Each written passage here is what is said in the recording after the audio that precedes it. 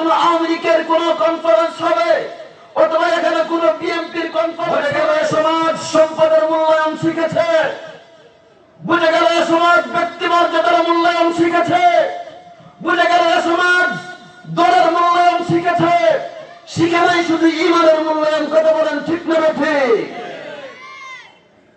মনে করেন আজকে এখানে যদি কোনো দলীয় প্রোগ্রাম হতো, যদি বলা হতো এখানে কোনো আওয়ামী লীগের কোনো কনফারেন্স হবে অথবা এখানে কোনো বিএনপির কনফারেন্স হবে অথবা এখানে কোনো জামাতের কনফারেন্স হবে অথবা এখানে কোনো ইসলামী আন্দোলনের কনফারেন্স হবে, আমার মনে হয় লোকের চেয়ে বেশি হয়তো। কথা বলেন ঠিক না বেঠে? কিন্তু আফসোস লাগে, সব বুঝলাম, দল শিখলাম, মত বুঝলাম, আত্মমর্যাদা বুঝলাম, বাবা চিনলাম, মা চিনলাম, ভাই চিনলাম, চিনলাম মুসলমান ঈমান। কথা ঠিক না বেঠে? যদি আজকে মুসলমান ঈমান চিনতেই, তাহলে এই জায়গাটা আজকে ফাঁকা থাকবার কথা না। কারণ হলো এখানে আলোচনা হবে কোরআনের, এখানে আলোচনা হবে ঈমানের। সম্পদ আছে কি নাই, ব্যক্তি আছে কি নাই, রাষ্ট্র আছে কি নাই, এবারে কিন্তু আল্লাহ তাআলা জিজ্ঞেস করবেন না। কথা বলেন ঠিক না ঠিক? জিজ্ঞেস করবে তোমার ঈমান আছে কিনা, মাফ হবে তোমার ভিতরে ঈমান আছে কিনা, তোমাকে প্রশ্ন করা হবে তুমি কোরআন মানতে কিনা।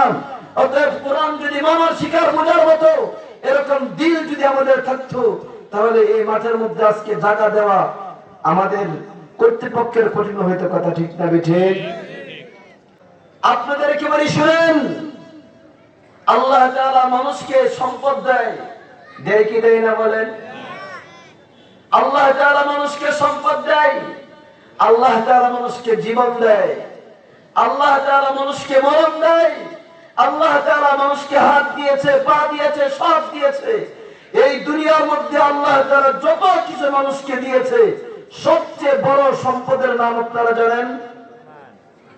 সবচেয়ে বড় সম্পদের নাম হলো ঈমান। কি বলেন?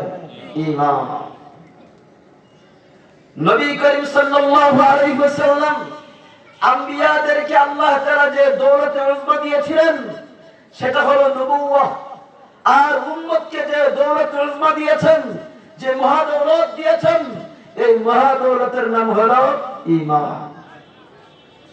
আজকে মানুষ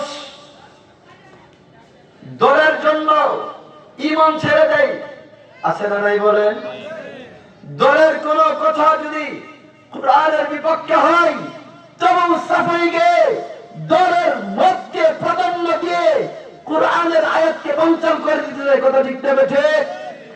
উলামায়ে কেরাম যদি মঞ্চের মধ্যে কোরআনে হাকিমের ব্যাখ্যা করে, কোরআনের কথা বলে, কোরআনের চেয়ে, ঈমানের চেয়ে, আল্লাহর বিধানের চেয়ে তার মত, তার দলের মূল্যায়ন বেশি। কথা ঠিক না ঠিক? আপনারা আমাকে বলেন, এই লেভেলের ব্যক্তি আসবে যে আল্লাহ কি জানেন? আল্লাহ জানেন? এটা অবশ্যই জানেন। বুঝেন না কথা? আমার ভাষা বুঝতে কি আপনাদের সমস্যা হয়? তাহলে কথা বলতে হবে।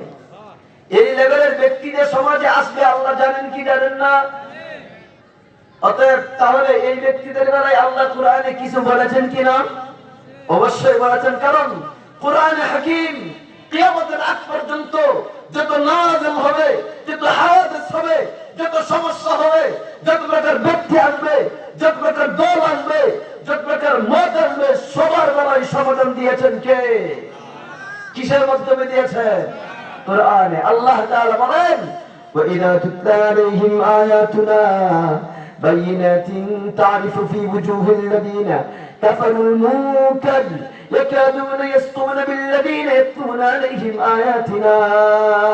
আল্লাহ তাআলা বলেন, আল্লাহ বলেন, নবী আপনি আল্লাহর উম্মতদেরকে জানিয়ে দেন, সমাজে এমন কিছু ব্যক্তি হবে যে ব্যক্তিগুলোর সম্মুখে আমার বিধানগুলো পড়া হবে ওদের চেহারাটা কালো হয়ে যাবে।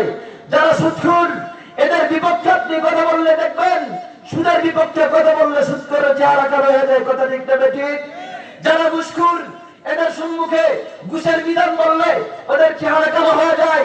যারা চুরি করে, যারা রিলিফ চুরি করে, যারা দেশের সম্পদ পাচার করে অন্য রাষ্ট্রে, এদের সম্মুখে চুরির বিষয়ে কথা বললে এদের চেহারা কালো হয়। কথা ঠিক না ঠিক? আল্লাহ তাআলা বলেছেন, শুনেন, আল্লাহ বলেন, নবী আপনার উম্মতদেরকে জানিয়ে দেন আমার বিধান বললে যে সকল ব্যক্তিদের চেহারা কালো হয়ে যায় বুঝে নিবেন এটা মুমিনের চেহারা না, এটা হলো কাফেরের চেহারা। আল্লাহ বলেন তারিফু ফি ওয়ুজুহিল্লাযিনা কাফারুল মুনকার। বুঝতে পারলেন? এবার আমি আপনাদেরকে প্রশ্ন করতে চাই, ভাই আমাদের চেহারায় কি ঈমানের নূর লাগাইতে চাই নাকি কুফরের কালি লাগাইতে চাই? কি বলেন? ঈমানের নূর লাগাইতে কে কে চান? হাত তুলেন, বলেন আল্লাহ আমাদেরকে ঈমানের নূরে নূরান্বিত হওয়ার তৌফিক দান করেন। আল্লাহ মারকাজুন নূরে ঈমানের নূর দিয়া ভরপুর করে দেন। আমিন।